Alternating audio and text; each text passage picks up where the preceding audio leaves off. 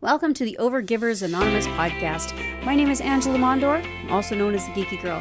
In this podcast, we're going to be talking about some amazing things to help you get over overgiving.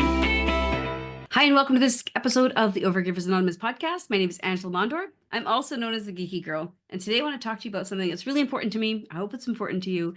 And it's about your year end in your business.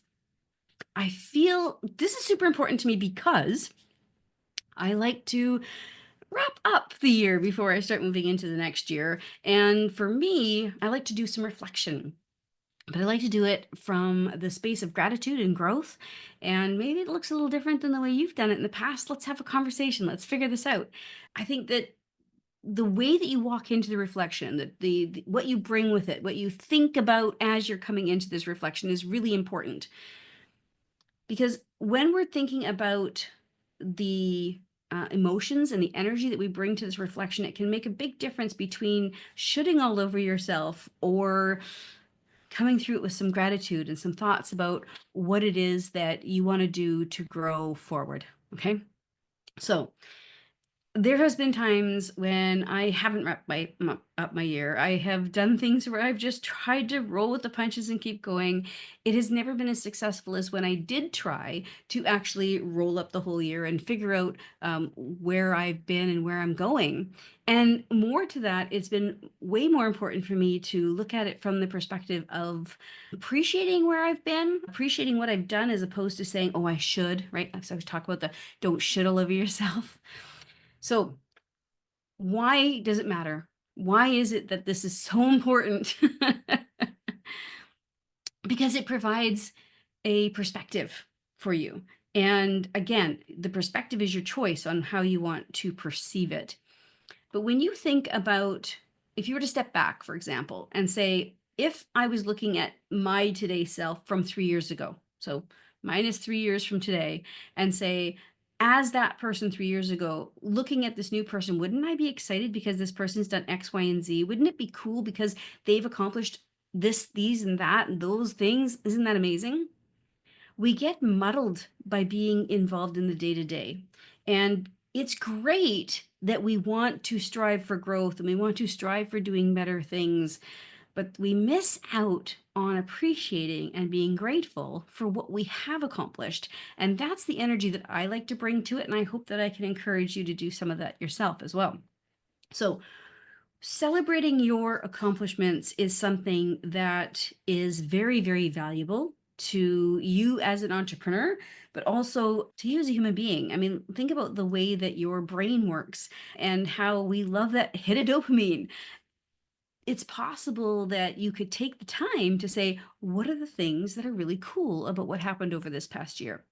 Don't just look at your successes in terms of, did I hit this goal or didn't I hit this goal, but also what did you endure?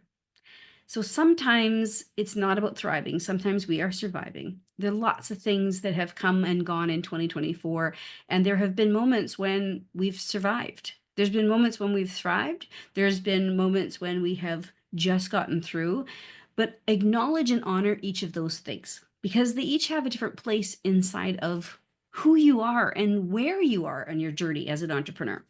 So not only what are you proud of that what you did, but what did you face? What did you overcome? What was it that came up during the year that you thought would never happen, or that you look back and go, "Oh, how did I get past that? How did I get through all of those things?" So we frame it in the way of honoring your progress, honoring what has come, and to highlight your past you and your current you, looking at what I've done and where I've come from and where I am today. So there's a lot of gratitude that can come from looking at it from this perspective. So you can look at the lessons you've learned. You can look at the support that you've either been given or that you have given throughout the year. Be grateful for who you are as a person, the lessons that you've learned, what you've come through. Grateful for the people who showed up for you when you needed them. Those kinds of things can be very valuable and honoring to see who actually had your six this year, who had your back. I like to journal. I typically will do an end of day journal every day and sort of look at what's gone on throughout the day. It's a really cool exercise. It's only just a couple lines. It's not a big, huge journal thing. But then I can look back and see, what was this day like last year, or what was going on. And it's amazing sometimes these cycles that actually happen. So that's a good way for me to do it. Some people like to meditate. Some people like to speak to other people about it, get into a group of entrepreneurs perhaps, and sort of, have conversations about what this looks like for you. Then once you've looked at what has gone before and where you have come from and the gratitude that you have from that, then looking ahead and creating intention is much more powerful. You're not bringing the shoulds and the have tos and the maybes and all that baggage with you. You're not bringing it with you. Now you're looking forward with an excitement and intention, and you can look at the growth moments. Okay. So you can look back and say, here's where I grew in the business, and here's where I really want to go next year. Or here's some things that I wish I could have done a little differently. Okay, well, but I had this happen and that happened. And okay, well, I got through them. It's awesome. And here's what I've learned. So how do I want to try it differently next year? What are the different things I want to do? And so if you build on what you've accomplished, looking at your goals, what your visions are, what are your values? How do you want to put this into the universe? What do you want to create in 2025? That's a beautiful place to start from. And as always, I encourage you to stay flexible and give yourself some grace. It is important to realize that best laid plans and all, you may come up with this amazing plan, a trajectory of where you want to go. And life might take you down a bit of a curveball at one time or another during the year, sometimes a couple times a year. It's all good. Be flexible. Be willing to make some adjustments along the way, but just remember that you're looking towards that end in mind. This is the thing that I want to accomplish.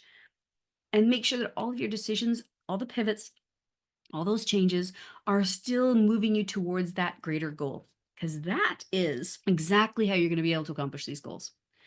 So there is a difference. There is a balance between striving for more, but also being content on where you are, because it is completely natural for us to be looking for that new goalpost. We move it. We don't get satisfied when we hit the goalpost. We're like, woohoo, we got it. What's the next one? So that's totally normal and wonderful and amazing and perfect.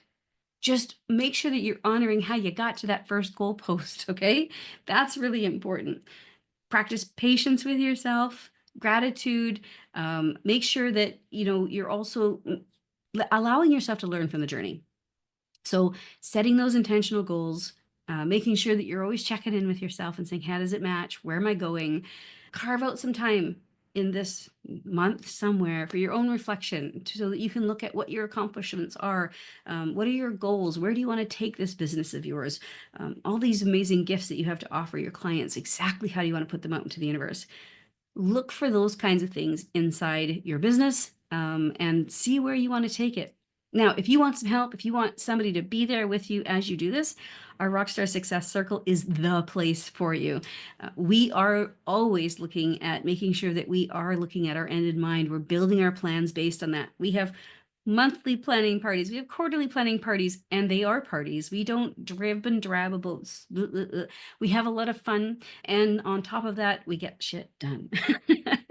Oh, we have a fantastic day, and I look forward to talking to you next week. Have a great one. Thank you so much for listening to the Overgivers Anonymous podcast. Your support means the world to me. You can find show notes for this episode and other goodies at overgiversanonymous.ca. And if you enjoyed this episode, or you enjoyed the podcast in general, why not join us in the Overgivers Anonymous Facebook group, where you can connect with overgivers from all over the world. Head on over to geekygirl.ca/group.